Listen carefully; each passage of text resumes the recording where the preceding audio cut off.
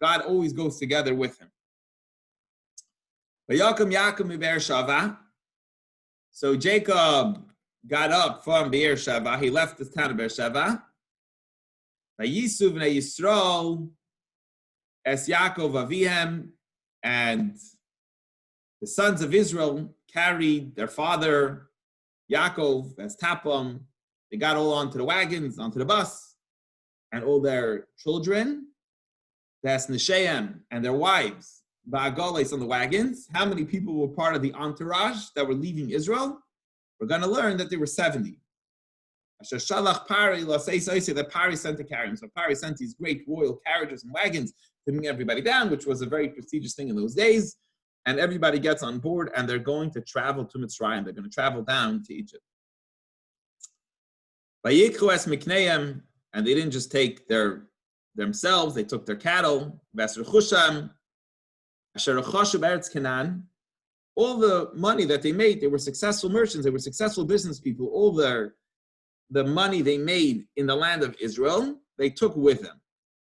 Rashi says something very interesting. He says that Yaakov also was in business elsewhere, we know. When Yaakov ran away, when Esav wanted to kill him, he traveled north, like to Syria.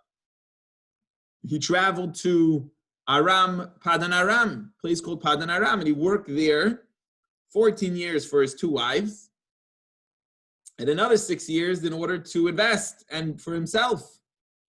So Rashi says, if you look in the verse, it says he took with him all the possessions, all the money he made in the land of Canaan, in the land of Israel. He's going to take with him down to Mitzrayim. But what happened with all the money he made in outside Israel, the north of Israel, outside Israel? So he says something very interesting. Rashi tells us a little bit behind the scenes what's going on in the story. He took all the money he made. I don't know how he knew, but he maybe had very clear finances and knew everything going on. Anything he made from out of Israel, north of Israel at that time, in Padan Aram, he took all of it and gave it away. Who did he give it to? He gave it to his brother Esav. Now, why would he give his brother Esav all that stuff? He already gave Esav a lot of it. Remember when they met up, when he wanted to kill him, he thought he was going to kill him. He gave him everything. Now he's giving him, I guess, the rest. He says, because the very interesting part of the story. We know if you go to Hebron today, there's the Maras HaMachpelah, the place where the patriarchs are buried. Who's buried there? Adam and Eve. There's 4 couples buried there. Adam and Eve. Okay, then there is Abraham and Sarah. There's Isaac and Rebekah. And who's going to be the 4th couple? Now we know that Jacob had 2 children. Isaac had 2 children. He had Jacob, and he also had Esav. So who's going to be the 4th couple that's going to be buried there? Is Jacob going to get it, or is Esav going to get it? So Rashi tells us he took all his money that he made from out of Israel, and he gave it to Esav, and he says, look, I'm buying that burial plot, right? You can see such an argument today. A family, let's say, has only 1 spot. Who's going to get it? And the guy who pays, he paid him top dollar in order to buy that burial spot. And Yaakov said, I don't even need the money that I made out of Israel. I don't need that money. Take it with you. I'm going to another country. I want all the money that I made in Israel, and that's what I'm going to take with me. And he gave all the rest away. Vanav, Ubnei Vanav, Itoi. His sons, who did he take with him? His sons. And his sons' sons. His sons had a lot of kids already. It's a large family that this man turned into. Ubneisav, Ubneisbanav, his daughter, and his daughter of his sons. He had 1 daughter that we know of and 1 granddaughter besides sons that we know of. Rashi tells us who they were.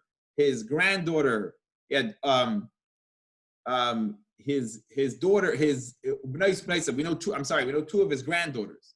One of them was Serach, with the daughter of his son Asher, and another one was Yocheved, the daughter of Levi. So they came with him to Egypt, they came with him to Mitzrayim. I'm just thinking of something interesting. Right, no, that's it. That's all I wanted to share. Okay, so that is the end of today's Chumash. Any questions or comments on today's Chumash? No? Anybody have any questions or comments? Harvey, you're muted if you're trying to say something to me. Yes. David Kershaw, yes. Okay. The only thing that I'm just going to say is just from an economic point of view, I just was wondering where all the gold and silver came from, because they don't have prosperous, productive gold and silver mines in Eretz Israel. And evidently, Yaakov or Israel, he did so much trading with the Far East and with Egypt that's how he acquired such a large amount of gold and silver. So we're actually told how he got what he got. He went penniless to Padan Aram. When he left Israel, when he left his parents, he ran away and he went out of Israel. He ran away to his future father-in-law, to his uncle Lot.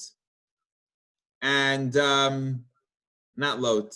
I'm sorry. Oh, slipping my mind. What?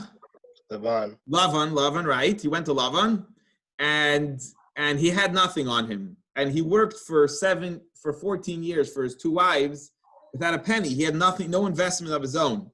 The last 6 years he was there, he made a deal with his father-in-law and said, look, all the sheep that are these colors, Hashem helped him miraculously.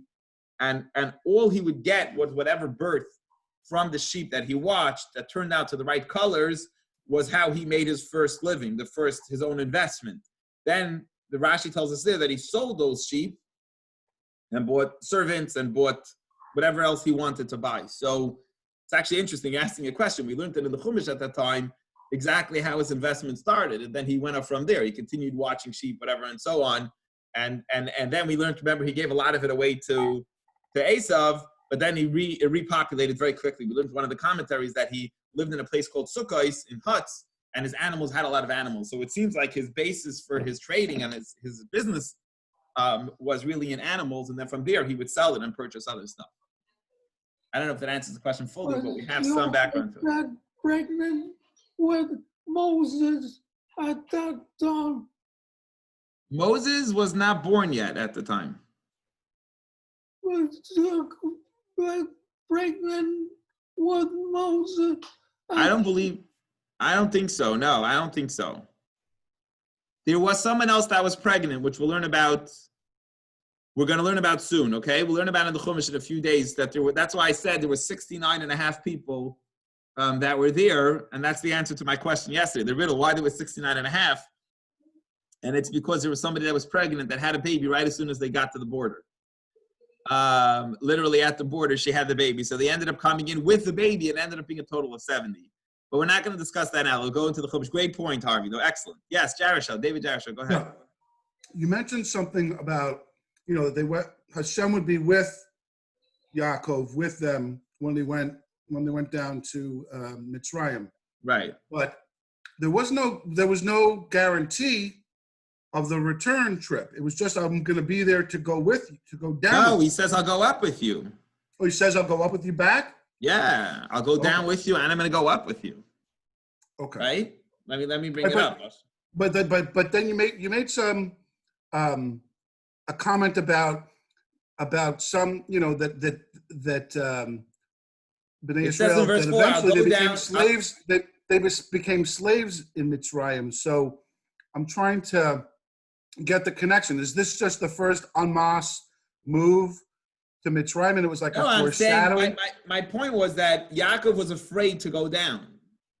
He didn't know where he's going. Imagine like moving your whole family, like you're the patriarch of a whole family of wives and children and grandchildren, and you're literally going to this idolatrous country of Egypt, and you're taking your whole family with you, and you're going because you have no food. So he was afraid. So Hashem is telling him, he gets to Beersheba, he brings a sacrifice, and in Beersheba, God tells him, I'm going to take care of you. Don't worry. I'm going to go down with you, and I'm also going to come up with you. And I think it's a very reassuring idea. It's like God telling you in life when you have to go. I love that verse. When I was reading it, to me, it was a very powerful verse. It's like Hashem saying, look, I know you're going somewhere, but you should always know I'm going with you. Hashem's going with you. I'm going to go down with you, and I'm going to come up with you. So to me, it's a very reassuring. Yeah, it is very poignant. But then my point is, it sounds like Hashem is humanizing himself. I understand it's like metaphorical. Why? Spiritually going to be there, but he made a deal with the brothers, which is a very human thing. And it sounds to me like he's going to be going with them like I'm going to be on the, I'm going to be amongst the 70. I'm going to be with you. I understand that it really is more spiritually, but with Yaakov and his children, it sounds like Hashem is willing to allow himself to be seen more as a person than as a God, than as God. So let me tell you how it's an interesting point, but this theme is very often in Torah, very important point in Torah. It's interesting what you're saying. There's going to be an experience, Rashi will talk about, I believe, when Moses will be walking. Most of you probably know the story, and he sees the thorn bush burning. So he sees this crazy image and it's not being consumed. So the commentaries all address good, and then God says, it's a holy place. Take off your shoes, and a holy place. So the commentators all wonder, what's this thorn bush? What's the message behind the thorn bush? It's very specific that there's a thorn bush over there. So he says, very interesting, that there's a very specific message that Hashem is telling Moshe. God says, I want you to know in life, when I send you in exile and I send you through a hard time and a hard place, I want you to know I'm not staying here and sending you there. I want you to know that I'm going with you wherever you go. That's the message that Hashem wants us to know. It's very important to God, I guess, that we know that message, is that wherever you go in life, I always go with you. In other words, that doesn't have to mean literal, like as a person. It does mean literal, but not as a person going. We should take it literally. It's that God doesn't send us on these missions and then dump us and leave us alone, but Hashem goes with us wherever we go in life.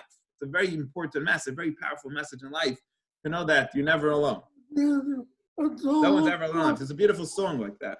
Yeah. There's just one final just cap to that, and it's that when in English, when we say goodbye, that's actually a contraction of God be with ye. Oh, interesting. Yeah. Very interesting. Didn't know that. Cool. So that it's that me and you are separating, but Hashem is always going with you. You're never alone. A Jew is never alone in life, because wherever he goes in life, Hashem is always with him. A very beautiful idea, very beautiful message. I was telling Yaakov, they know you're going somewhere scary. You don't want to go down. I'm with you. I'm going to go with you down, and I'm going to come up with you. You should know that I'm always with you wherever you're going. All right, and that is the Chumash. Any other questions or comments? That is, yes, Harvey. Was God there at the Holocaust? Yes, he was there, 100%. He was 100% there. That was in last night's discussion, and yesterday's discussion. We discussed that at length. 100%. Hashem, wherever we go in life, Hashem is with us. All right, let's get into today's Tanya. So we've been learning, and it's a little bit of a tough topic today. It's not really tough, but it's maybe an important topic. So there's two ideas that I want to share with you in today's Tanya, very, very powerful. One idea is that we're going to talk about, is it a crime not to fulfill your potential? So that means, for example, when you see, I'm not getting legal, I'm not talking about technically and legally, but I find it fascinating. Tanya's bringing that point. Like, let's say there's someone that has the keys to save the whole world, and he doesn't. It's a terrible thing. Like, let's say you look at your child and you see that your kid could accomplish the greatest things in the world, and you see your child literally wasting away his life.